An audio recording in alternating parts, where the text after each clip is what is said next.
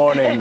Well, here's an amazing story from Gonzaga, which I believe is in Seattle, in Washington State. Two students recently at their room, they're living off campus, but in campus-owned housing, and a homeless man shows up at their door and tries to barge in. They notice that he has a bracelet, some kind of house arrest bracelet. He threatens them. One of the kids goes back, gets a handgun, and forces the threatening man back out of the apartment.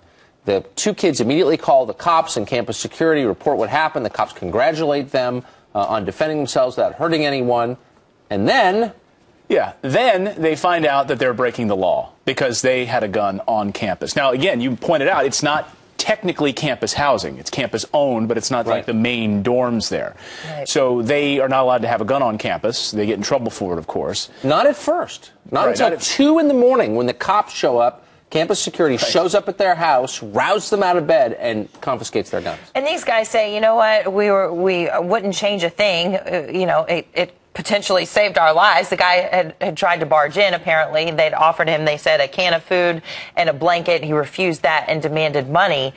So that's when they, you know, took matters into their own hands here. But it's amazing that so the campus police couldn't figure it out earlier that they had somehow violated this policy. But at 2 in the morning, they think they're being like broken in upon again, and they come banging on the door and seizing their weapons at 2 in the morning. And now they're being expelled for defending themselves. Isn't this exactly the opposite of the lesson you want to teach kids, students? You want to teach them what? Self-reliance, the ability to take care of yourself, the ability to diffuse a dangerous situation peacefully, which they did.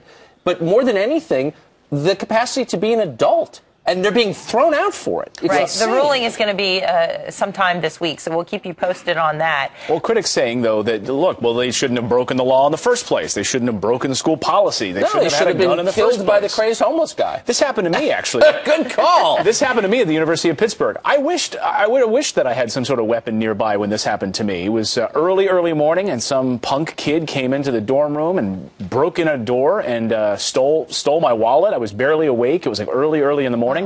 And ran off with it, ended up running it up, you know, credit card debt, all kinds of things, and stole all sorts of other stuff. I felt violated. I wish I had some sort of weapon at that time. You were violated. Had to call the cops, so... And is it even a good policy for the school to have in place, since it is off-campus housing?